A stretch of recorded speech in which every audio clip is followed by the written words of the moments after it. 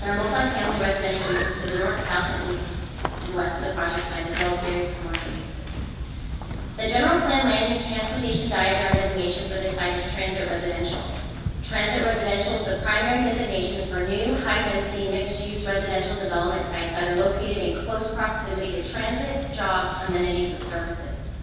This project is consistent with this designation in that this large site will provide residential, retail, and cultural opportunities for the residents of Japantown and for residents throughout the entire city. This project is an infill development of the site that has long been underutilized, and its development will create a more complete community. This site is located in the Jackson-Taylor specific plan area. The proposed plan is consistent with this specific plan, and the plan recommends creating a mixed-use residential and commercial core in the center of the study area that is urban in character and at a scale and density that makes changes economically feasible and identifies this specific site as the prime location for this type of development in Japantown. The Japantown Corporation on Redevelopment Project Environmental Impact Report was adopted on May 21st, 2008 by City Council Resolution 74384. The EIR evaluated up to 600 market rate residential units, up to 30,000 square feet of retail space, 10 to 20,000 square feet of commercial amenity space, and up to 900 underground or surface parking lots on the courtyard site. The first addendum to the Japantown Corporation Yard Redevelopment Project was approved on May 2nd, 2014. It was found that the proposed project would not result in any new significant impacts that are cumulatively considerable, or impacts that will directly or indirectly cause substantial adverse effects on human beings beyond those disclosed and evaluated in the final EIR adopted in 2008. A second addendum was prepared to the Japantown Corporation Yard Redevelopment Project. It was concluded that the implementation of proposed plan development zoning would not result in any new significant impacts that are cumulatively considerable, or impacts that will directly or indirectly cause substantial adverse effect on human beings beyond those disclosed and evaluated in the final 2008 EIR. The proposed project is also consistent with the city's greenhouse gas reduction strategy outlined in the general plan, as determined in the first EIR completed for the Japantown project, and is updated in the first addendum completed in 2014.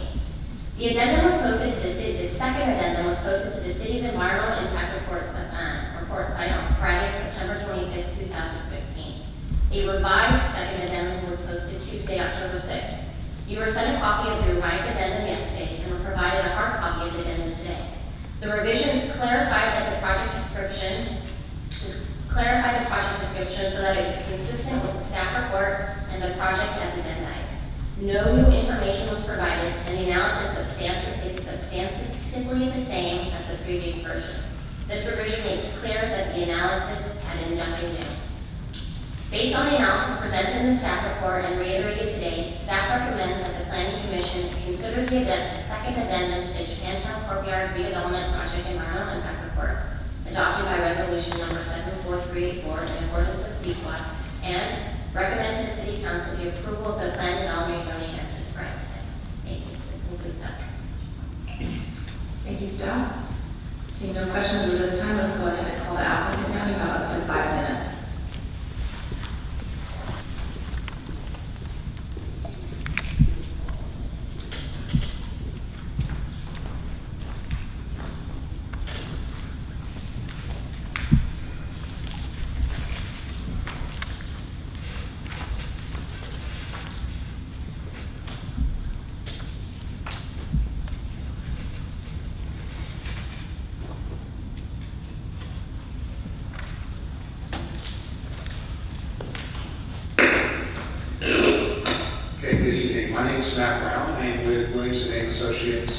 Address is 1308 Northwest Everett Street, Portland, Oregon. Also here with our development partners from Related California and the Creative Center for the Arts. I want to just provide you with a brief overview of the project. We've been involved in this project since 2007. We were actually selected through an RFP process that the RDA ran for the redevelopment of the site. And as staff just walked us through, there's been a significant amount of work that's been done since then, including the original EIR and 2 addendums that have been adopted since, or approved since. In December 2014, we entered into a purchase and sale agreement for the property from the city of San Jose. In all, I think tonight would be the 114th meeting that we've had on this since 2007. Public meetings that we've been working on in the community. We kept the same design principles throughout, development principles throughout the project, and continue to push those forward. And I want to walk you through a little bit about how those come into play for the site. I think most development sites in and around the Japantown area, the full block developments are really impermeable. We try to set up the development of the site with 3 specific kind of parts to it. Development along Jackson, which includes retail, development along Taylor, which is primarily residential, and a park and creative center for the arts in the center of the site. The real intent of this, of course, was to open the site up and to allow the public into and through the site and draw them into the public spaces in the middle. It's also, I would say, a fairly expensive type of development prototype because we're pushing parking on the ground in order to really free up the ground floor and allow retail to continue along Jackson Street and reinforce the existing retail environment that's there. Along the way, we're also looking at the qualities of the neighborhood and how we can reinforce from a design point of view the great place that's there in Japantown and how this development will help reinforce that unique sense of place. In the center of the site, really the park, I think, is kind of feels the heart of the development. And fronting onto that, you'll see is what we label the CCA, the Creative Center for the Arts. This will be a permanent home for San Jose Taiko, which has been an important goal of the community for many years to have that great organization have a permanent home. And the idea is that the CCA building will really open up and embrace the park and work well with the park together. I want to run you through a couple other items related to the park. We see it as being something that involves a whole number of uses, from active uses, farmers market, the events, other things that happen in Japantown on a special basis, to maybe more informal things, sculpture garden, outdoor eating, more informal use of the park on a day-to-day basis, and then of course different variety of design treatments that could come into play. So just to walk you around the site very briefly, these are very rough sketches early on in the process, but to give you a sense, looking into the park towards the future CCA on maybe a normal day, or then on an event day when you can have the farmers market in there on the weekend as it exists today. We also envision that the development on either side of the park is really going to meet it in a very thoughtful way. So the second floor amenity decks kind of spilling into the park and creating this vertical kind of green space that comes back up to the park and connects to the buildings. Around the perimeter of the site, then, we really want to emphasize the pedestrian environment. And so thinking about how we design the streetscape and how we reinforce this as a walkable place is important. These are just some ideas about, do we capture some of the history of the site, even with artifacts, with art, with other things, and incorporate them into the sidewalk and into the pedestrian environment. Again, the emphasis to create a great pedestrian experience around the site and to extend the character of Japantown up to and through the site. And then last, we think that there's an opportunity at 6th and Jackson to create a signature corner, and we're very interested in creating that kind of statement there that really anchors that end of Japantown and draws people up and down the street. So with that, I want to thank you for following that. We have a website as well, japantownsquare.com, if anyone wants to sign up for regular updates on the project. We try to keep this involved and connected with our community as possible. Thanks. Thank you very much. We do have a number of speaker cards on this item. So first we will have Helen Hayashi, followed by Christina Khan.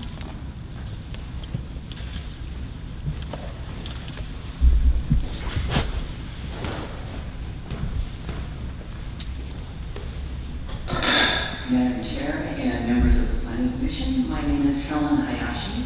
I am president of the Japantown Community Congress of San Jose, and this board was formed over 10 years ago when Senator John Vasconcellos introduced a bill to save the 3 remaining Japantowns in the United States, and those are Los Angeles, San Francisco, and San Jose. The mission of this board is to culturally and historically preserve Japantown. Since that time, we have worked closely with the developer and the development itself. And you can tell it was 2007 when we started working on this. And the community got together and created 7 priorities for Japantown. And the first priority is the corporation yard should be a catalyst to revitalize Japantown with retail, urban plaza, and performance space. So you can see that retail is an important piece. It begins at 6th, at Jackson and 4th, comes down Jackson Street, and we want to have it at 6th Street, have retail on this site that will bring people onto the site and then have them turn and go into the park, which would be at the center. Which brings us to the second priority, which was to secure a home for San Jose Taiko. So the Center for Creative Arts will be in the park, will be the home for San Jose Taiko, and also the home for the Japantown market. So it's time for us to go forward. There's a sense of anticipation in Japantown that finally there will be something built on the corporation yard, which was Heinlenville, originally China. So we have a developer related to California, we have a landscape architect, we have an architect, and the staffs have met with the community, have met with our board. And so I am confident that we will have an iconic structure. You can tell by the drawings, the sensitivity to the culture, the tradition of Japantown that development is expressing to us. Thank you very much for your time. Okay. Thank you. Thank you. Next we have Christina C. It's hard to read on her, so sorry if I mispronounced her last name. And then Roy Hiraboyashi. If you could just make your way a little bit closer to the podium, that'd be great.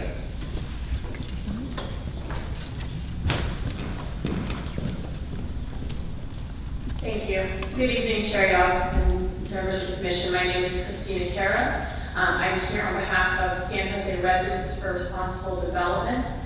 We are an association of local San Jose residents comprised of over 1,500 families and local labor organizations that have a vested interest in the city and the community and participate regularly in proceedings and public projects.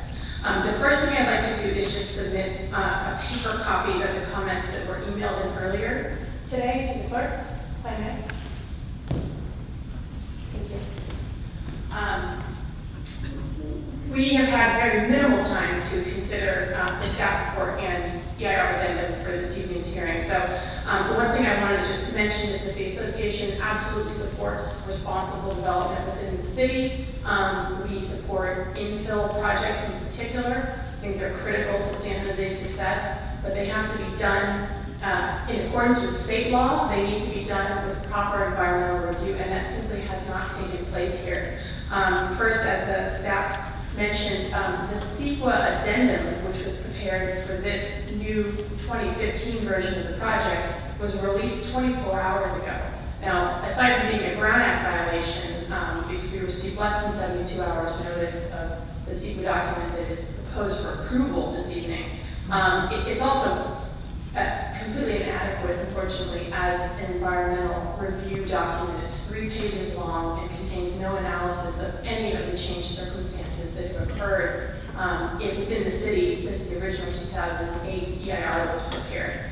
Now, we submitted some extensive expert comments from air quality experts that have reviewed the last round of analysis, CEQA analysis that was prepared for the project, and also looked at new air quality standards and emissions reduction goals that have been implemented since 2008. So there are actually 2 in particular that have to do with construction emissions from particulate matter, which is a serious problem in an urban area like this that's surrounded by residential uses. Diesel engine exhaust during construction can have significant health impacts, and there are residential communities located immediately around this project area. Those are new federal standards. Your time is up, but we do have at least one question for you. Sure. Commissioner O'Connor. Thank you. I did receive your email an hour before the meeting, and I had as much chance as I could to look at it. I was just curious. I understand that this project has been in the planning stages since 2007. Has your organization been involved in the process up till now? Members of the organization have been following the project. As this particular association, to my knowledge, this is our first public appearance on the project. Yeah, because what struck me is that you were bringing up pretty significant information, but that hasn't been brought up before in this process by these organizations. Is that correct? Well, we're particularly interested in this project at this stage, given the amount of development that's occurring within the city and the number of cumulative projects that are happening in the same local area. And some of our members are residents that kind of live and work in the immediate area of Japantown. So it's been of particular interest to them in the last few years.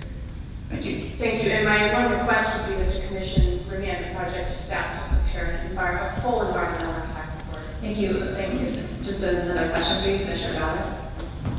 You mentioned that you represent families and labor organizations. Which labor organizations?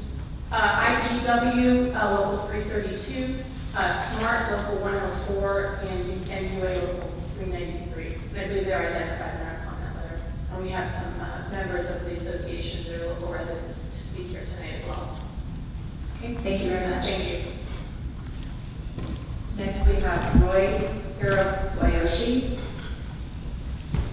And then Hector Oropeza. If you just go close to the podium, Hector, that would be great. Good evening. Thank you. My name is Roy Hirabayashi. I'm a member of the Japantown Community Congress, living in the Japantown area for over 40 years. And also, to be clear, I'm also a founding member of San Jose Taiko.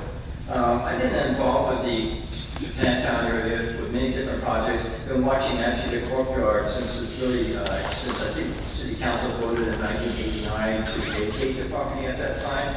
And so ever since then, I've been kind of watching what's been going on, what could go on in that property.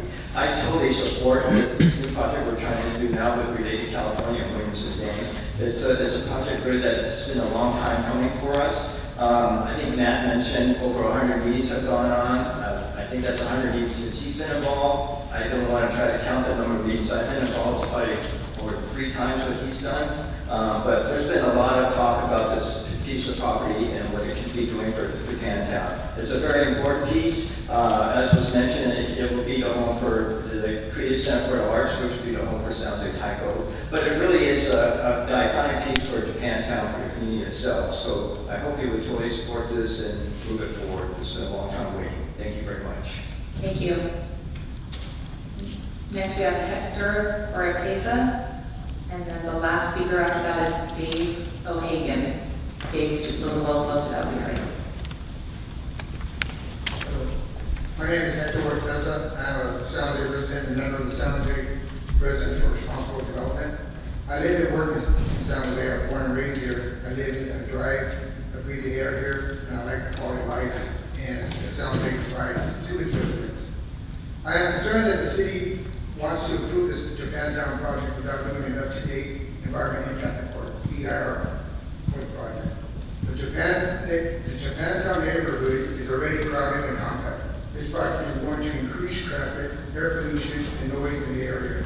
It's my understanding that the city did an EIR in the 2008 project, but things have changed a lot around here since 2008. There are a lot of new homes, houses, new commercial buildings and businesses, and new construction projects all over San Jose, including other projects planned for Japantown, like Cannon Park. The city needs to prepare a new EIR for this project because the issues the city looked at in 2008 are now outdated.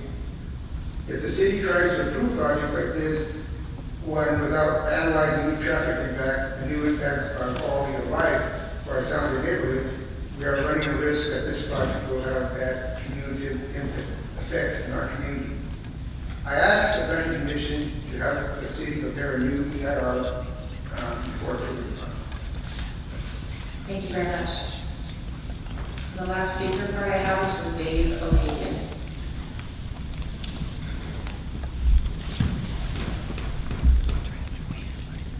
Evening, Commissioners. My name is Dave O'Hagan, and prepared some notes, and I'll be reading out those notes. I'm here tonight representing over 1,500 City of San Jose households that are members of the IBEW Local 332, SMART Local 104, and UA Local 393. It is our members who have filed a comment letter on related proposed development. I am here to request that the Planning Commission continue this hearing to a later date because the city did not provide us with the new CEQA addendum for the project until 5 p.m. on Tuesday, yesterday, less than a day before today's hearing. The city violated the Brown Act public notice requirements. The Brown Act requires city agencies like the Planning Commission to give public at least 72 hours of the agenda items is going to consider in its meetings. That's a full 3 days notice. Our attorneys received an email yesterday afternoon at 5:00 p.m. that attached a whole new CEQA document that was prepared by the city on October 6th for the Japantown project. That email was called Agenda Item 4A. That's the agenda item for tonight's hearing. Since the city did not give us notice of the new CEQA addendum until yesterday, the Planning Commission cannot consider it at tonight's hearing.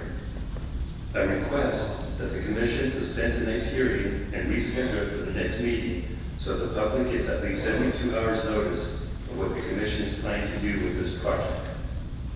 If you do not continue this item, any legal action will not be legal, and we will pursue all legal remedies to enforce the law.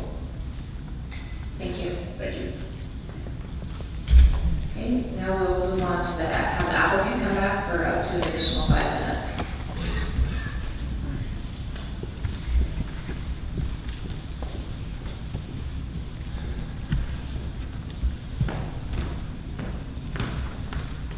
Hello, Matt Brown again today.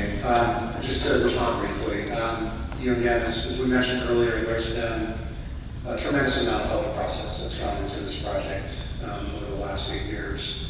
And in that time, I think, I think some of the community members can attest, this has been a very open and collaborative process with the community. We've invited anyone in that's had ideas or thoughts to help us make a better project.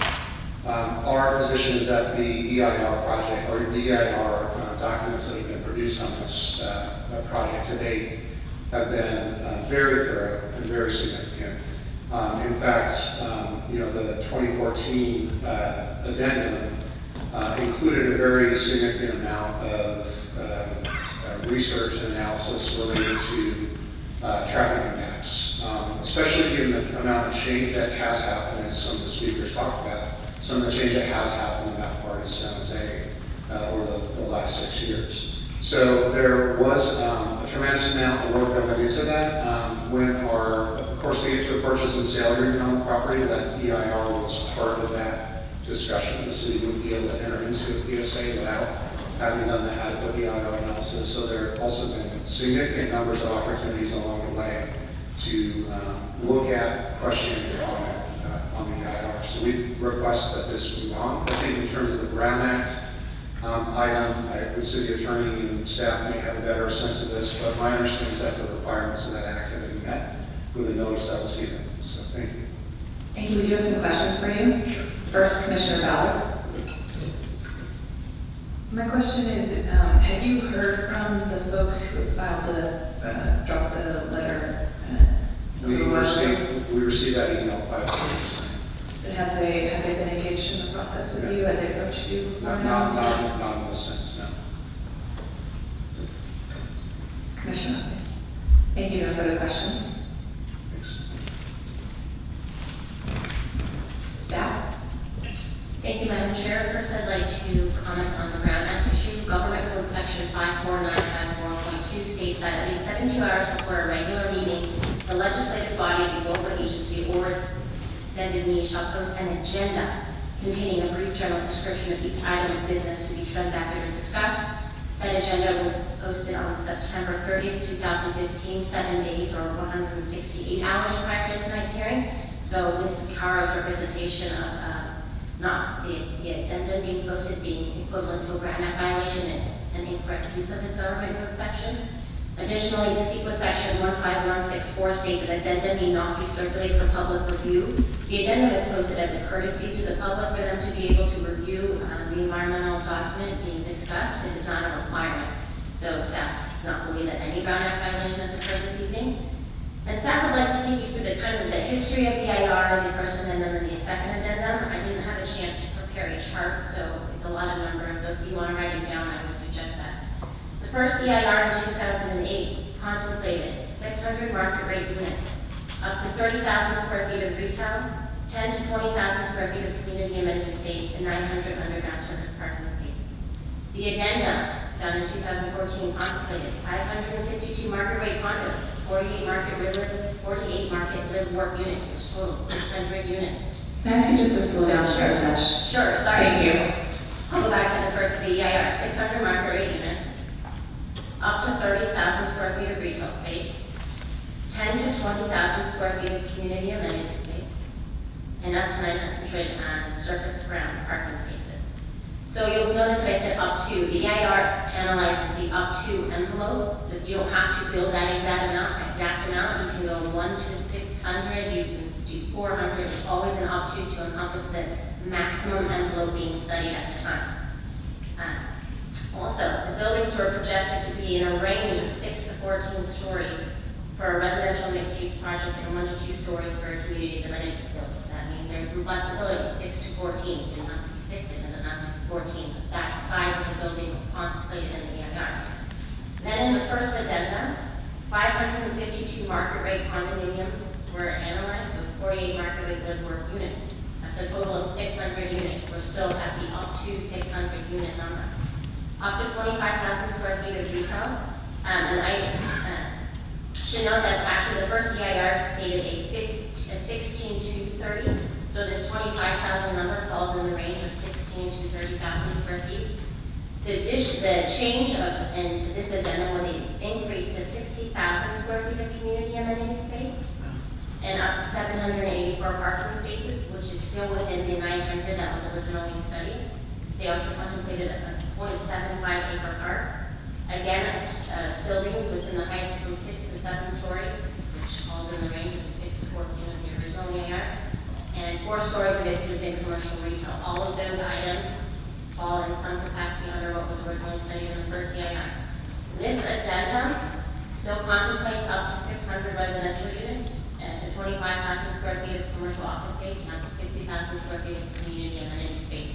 So between the 3 environmental documents produced, Ms. Carroll's argument states that the project has changed significantly each time. Since the very first EIR in 2008, the project has stayed the same. The second addendum analyzed a lot of community amenity space. That community amenity space has not changed for this addendum. This addendum only analyzes a technical change in the noise standard. We're not changing anything that hasn't already been adopted and certified by the City Council. So in Ms. Carroll's letter, there's multiple references to the 2013 addendum. That addendum was already adopted, but many of her experts commented on the addendum. Those comments are essentially irrelevant because that document is not up for discussion at this point. It was adopted by the council, so the numbers that the air quality that was studied, the traffic that was studied, it's been adopted. What was only discussed in this addendum was the noise standard, and it's essentially a technical change.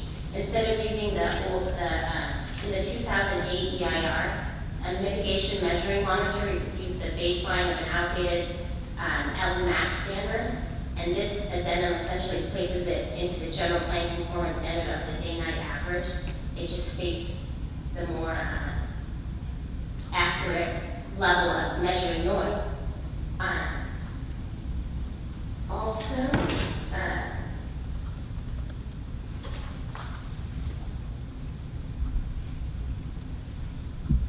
I think I'll stop there if you have any questions. Okay, thank you. City Attorney. I just wanted to tell the commission that I completely agree with Mrs. Mouvakas on the Brown Act analysis. The Brown Act requires that the public be given notice of the subject that is going to be discussed at the meeting. Not that every single document be set in stone 72 hours prior to the meeting. Just that it's to be discussed. As you know, we often make changes at the meeting. They're made before. Sometimes you have an off-hour oops moment and you need to change something.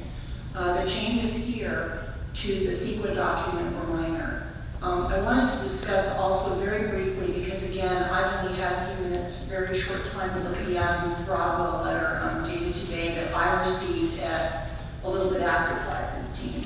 And given the start time of this meeting, that we just addressed the Brown Act issue, but there are a couple of other issues as well, so bear with me while I take a look here. There is a comparison on page 12 of the letter to what the city is doing here with regard to having a second addendum to the EIR.